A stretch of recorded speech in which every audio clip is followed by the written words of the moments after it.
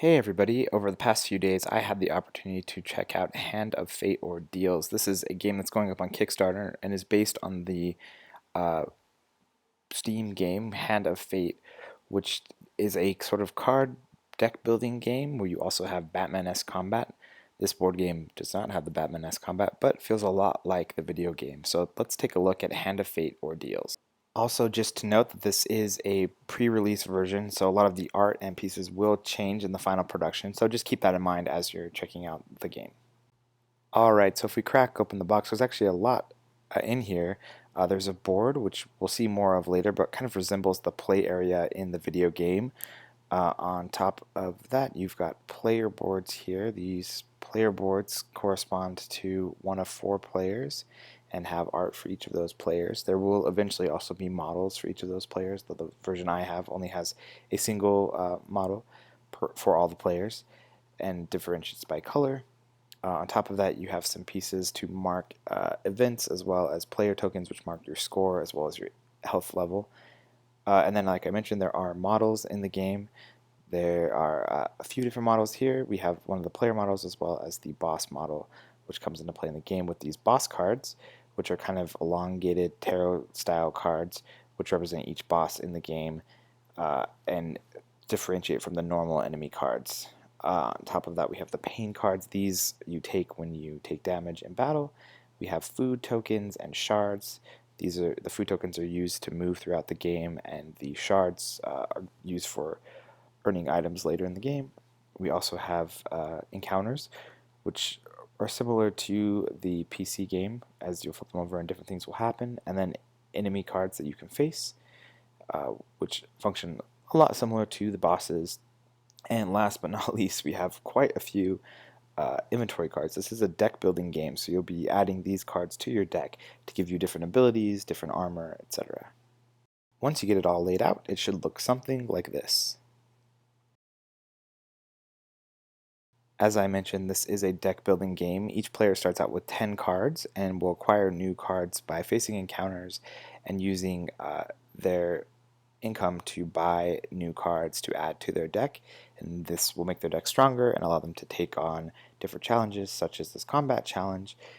Combat challenges allow you to face off against enemies and earn fame as well as shards, which are both very useful. Each enemy has a text which gives it a special ability, as well as the strength, shards, and the fame, as well as the pain you will take if you fail to defeat the enemy. To defeat an enemy, you need a weapon that is strong enough to overcome the total damage of the enemies. The game features different cards that you can add to your deck. Some of them are spells or trickster cards in this case. Some of them are combat cards, some of them are new weapons and armor, and some of them help you forage more to earn more food. When you purchase these, they go in your discard and will show up in your deck as you play. Much like the PC game, you'll need food to move around the map, and this is essential because this is how you'll reveal new encounters. So as you move, you'll flip over the encounter and you'll follow the instructions on the card. Some encounters must be dealt with, while others can be avoided for no cost. Some encounters can only be used by one player, others have multiple slots and have more slots depending on the number of players. In these cases, you'll need to place markers to mark that they've been used. As you explore, you're looking for the boss character, so you'll move around and flip encounters in hopes of finding the boss of that floor, in this case the jack. Once this has been encountered, you flip the jack from the pile and you must conduct combat with that card.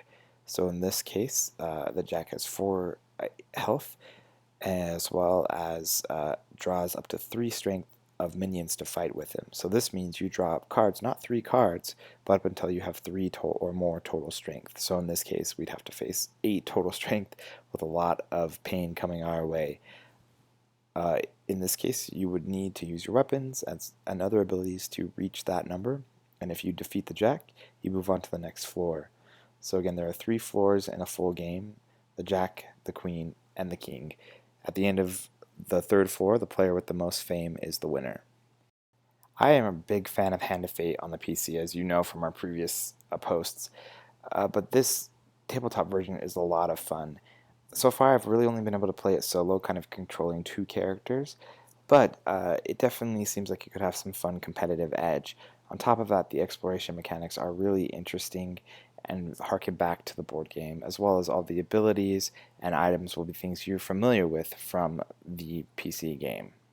If you are a fan of Hand of Fate or like interesting tabletop renditions of video games, be sure to check out Hand of Fate Ordeals. It's on Kickstarter right now.